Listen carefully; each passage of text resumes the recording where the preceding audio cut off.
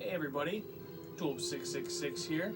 It's February 18th today. Thought I'd get another DVD, Blu-ray, and VHS update going. As you can see, we've got Cry of the Werewolf from, I believe, 1944. I'm not sure when The Killer Shrews came out, let me see. But that's what we've got going on down here for your side viewing pleasure. 1959 with The Killer Shrews there, so hope you guys enjoy the atmosphere. I'll wet my palette real quick. Alright, and we've got, a good stack of stuff here to talk about. I'm going to do these VHSs first. This first one I just found recently at it's like a thrift store sort of place.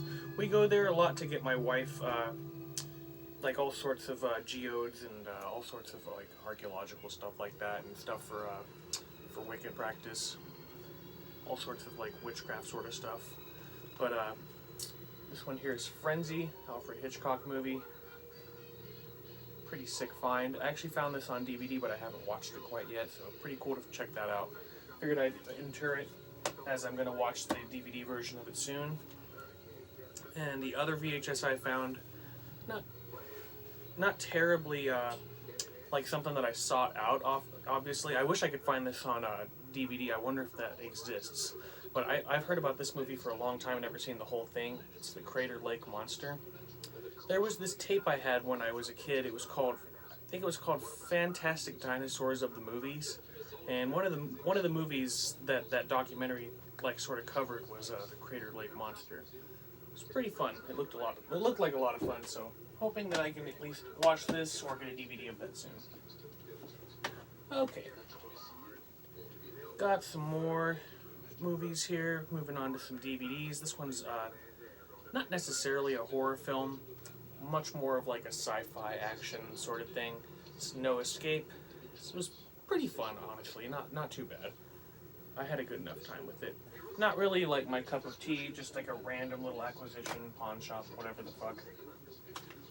This is missing one of its discs. Well, it's not missing, one of the discs is like unplayable, totally scratched to pieces, but Courage the Cowardly Dogs, Volume 1, totally classic, love this. Glad I can at least watch some of the episodes. Not really horror, this one either, but I've been looking for a really cheap copy of it, like $1, and every time I find this, there's always a disc missing, or the discs are just completely fucking scratched to shit, and this one actually has both discs intact, and was like $1, so I finally picked up Pirates of the Caribbean 2. Not too bad. I like the first one a lot better. I saw this one in flight a long time ago to North Carolina, and it's been stuck in my life ever since. Next up we have The Institute. I think this is a directorial credit for James Franco, as well as like starring role. This was just alright. Not really fond of him as is. Admirable effort though. I won't say I hated it. It was interesting. Alright. Got a Trauma release here. This is Sucker the Vampire. This is really like scraping the bottom of the barrel Trauma in my opinion. It's almost pointless. It's so incredibly numb and stupidly acted. It's definitely, if that's what you're looking for, like Trauma, definitely this is what they do. This is what they do. There's quite a few classics that really shine above the rest. This is definitely filler for Trauma in my opinion, but not a bad time. Next film we have here is Hard Ride to Hell. This is like, the artwork for this is like really suggestive of like Drag Me to Hell. And so is the title. Got to admit though, it's a pretty solid premise. Satanic bikers, what could go wrong? It's a really cheesy movie, but a little bit better made than most of its caliber, I'd say. It was pretty fun. Hard Ride to Hell. This next one here is The Skeleton Key with Kate Hudson. This was a little drawn out. It was cool. Like, I liked the twist. I could kind of see it coming, but it was still a pretty fun movie, The Skeleton Key. I know a lot of people that really like this movie, and then I know a lot of other people that really hated it. And oddly enough, I'm right in the middle. I thought it was just okay. Like I said, a little drawn out. Alright, got an interesting one from Magnet. This is Sushi Girl. This was a lot of fun, honestly. A little try-hard. Definitely laying on the Tarantino, Robert Rodriguez vibes. Really, really heavy. But pretty solid fun flick and intensely brutal at times. Like, you should definitely check this out if that's what you're into. Alright, gonna get into a few Blu-rays. Only have like 3 of them. Like I said, I don't buy those nearly as quickly because they're not nearly as cheap or accessible. This one here is Killer Movie. This kind of struck me plot-wise really similar to Wrong Turn 2. It was like a reality TV show gone awry. It also has like these little segments, you know, in between as the movie's happening. It's kind of like Modern Family where there's just random interviews like throughout the movie as well. Very interesting slasher movie, but I don't know. It could have been executed a lot better. Fun though. This one here is Dead Mine. This one was pretty ridiculous. Like, not too much to speak of as far as like kills or brutality. Honestly, just like more of a fun like adventure movie akin to like a modern The Mummy with Brendan Fraser. I'm not sure how to describe it. It was cool. I'd definitely watch it again, get a little more into it, but I don't know, it kind of threw me for a loop. Dead Mine. Alright, here's something I found at Zia when I was in Vegas. This and the next thing. This is Jack Frost. I think this came out in 96.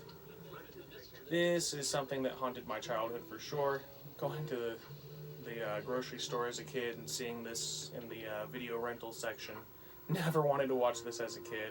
Of course, ended up watching it as a kid, and you know, here we are, checking it out again fondly as an adult. However, I did not know there was a sequel, and oh man, I honestly think it should have stayed that way. This is just a fucking big travesty here, and I actually enjoyed it all the way through. It was so incredibly stupid, and I liked the first one so much.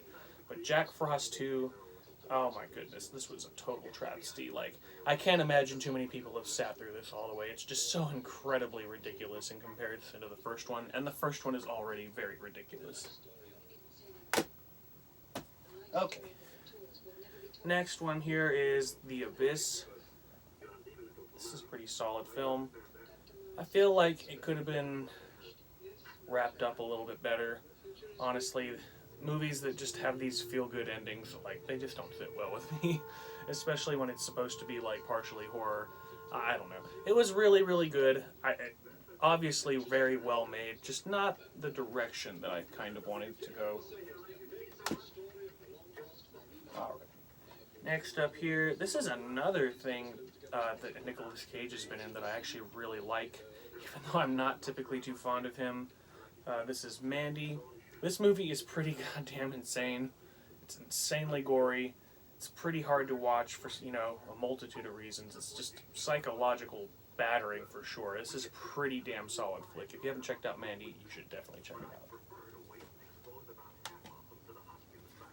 Going back to the 60s, 1966, The Deadly Bees.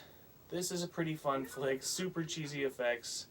Honestly, it's just a total throwback. I love it.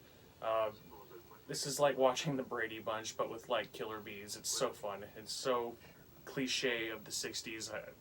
If that's what you're looking for, then you're going to find it. Alright. Got some late 90s shot on video. This is Garden Tool Massacre. You guys may have seen me watching this recently. Posted it up on the IG. And what more can you say? It's just a cheesy-ass slasher movie shot on video. Multitude of this sort of thing, you know, churned out late 80s through the 90s, and this is one of them. It was pretty fun. You know, a little better than most of them, honestly, but that's what it was. We'll leave it at that. Alright, something really, really cheesy and bad from the 70s. This is Curse of the Headless Horseman. This is like a modern reimagining of the Sleepy Hollow mythos.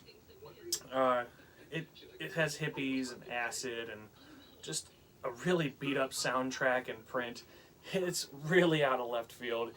I challenge anybody to really make it through this and like know what the fuck is going on. It's a trip for sure. Curse of the Headless Horseman. Pretty goddamn bad movie, but still pretty entertaining. Alright. And the last thing we got here is I Bury the Living with Richard Boone. This is a pretty goddamn good movie, honestly. I read a lot of reviews. This is actually the first time I watched it too. I've never found a copy of this before, so watching it recently was my first take on it. And I don't think it was lacking at all.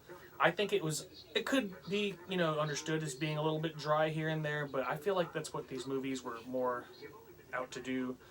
Let you kind of make the decisions in your head, what the hell just happened. Like, it definitely leaves a lot to be desired as far as, like, movies from this period. But honestly, I think it was a minimalist total triumph. I liked it a lot. I Bury the Living. And like I said, that's the last one, guys. Wrap it up here. I know I haven't been super active as of late. You guys may have noticed that I've been pretty active with my bands, getting a lot of songwriting done.